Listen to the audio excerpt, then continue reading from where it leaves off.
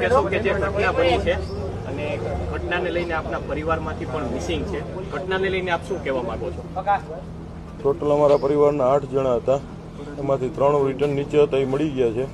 5 missing છે, એમાં મારો દીકરો છે, રાજભાઈ નામ છે એનું. બીજા મારા સાઢુભાઈ છે, એક એમનો દીકરો છે, એક એના મોટાભાઈની બેબી છે અને એક એમના સાડા.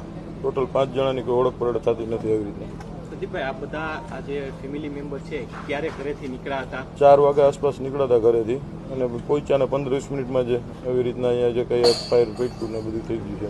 જ્યારે આગ લાગી ત્યારે કોઈ પણનો આપના ફોન આવ્યો હતો કે આ નીચેથી એના બીજા જે અમારા 3 ફેમિલી મેમ્બર હતા ફોન આવ્યો કે આવી રીતના શોર્ટ સર્કિટ કે આગ લાગી છે અને ઉપર બધા ભડાકા ધુવાણાને એવું થાય છે, પણ કોઈ કંઈ ફાયર બ્રિગેડ કે કંઈ આવ્યું નથી અને આ લોકો કોઈ અહીંયાથી કંઈ જવાબ દેતા નથી. 20-25 જણા હતા, એમાંથી લોકો દરવાજા બંધ કરી નીકળી ગયા. મારા સાઢુભાઈ ને એમના સાડા બે નીચે હતા, એ બચાવવા માટે ઉપર ગયા. આ લોકોએ પાછળથી દરવાજો બંધ કરી દીધો કાચનો. એ વિડીયોમાં આવે છે, ઇન્સ્ટામાં કોઈ રીલમાં જોયો છે મેં, અને એ પછી નીચે નથી ઉતરી ગયા. આ ગેમ ઝોનની મોટી બેદરકારી એક પણ સામે આવી છે, એને લઈને શું કહેશો?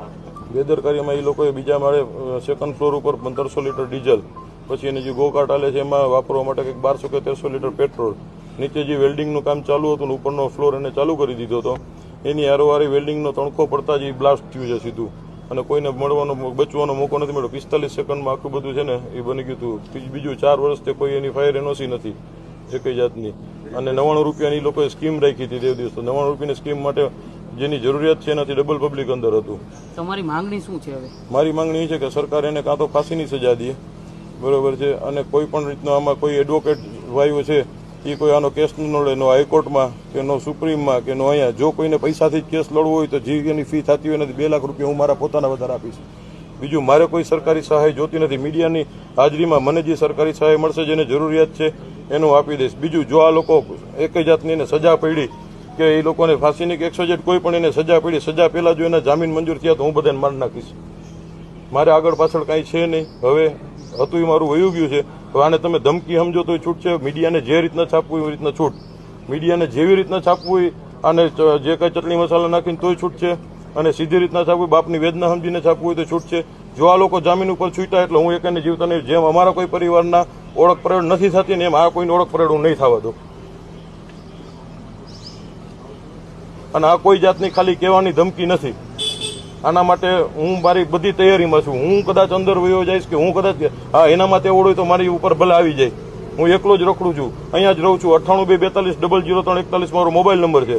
પેડક રોડ ઉપર મારો ધંધો છે, બરોબર. જેને જ્યાં મને અડવું અહીં અડી જાય, નહીતર હું કોઈને મૂકીશ નહીં. પ્રદીપભાઈ, તમારા પરિવારમાંથી કેટલા સભ્યો ત્યાં ગયા હતા? કેટલા? 8 જણા ગયા હતા. એમાં મળી આવ્યા છે? 8 ગયા હતા, એમાંથી 5 મિસિંગ છે, 3 મળી આવ્યા છે. અધિકારીઓ મારે કોઈ અધિકારી યારે કોઈ નહીં. હું સરકારને એટલું કહેવા માંગુ છું કે આ લોકોને કડકમાં કડક સજા થવી જોઈએ. નહીતર આ લોકો દર વખતે આવી રીતના એક દી મોરબીની પૂરની ઘટના બને છે, એક દી બોટ ઊંધી વળી જાય છે, એક દી એવી રીતના ફાયર વળી જાય તો કોઈના દીકરા છે, કોઈના છોકરા છે, કોઈનું ફેમિલી છે, 5-5 જણા વયા જાય છે.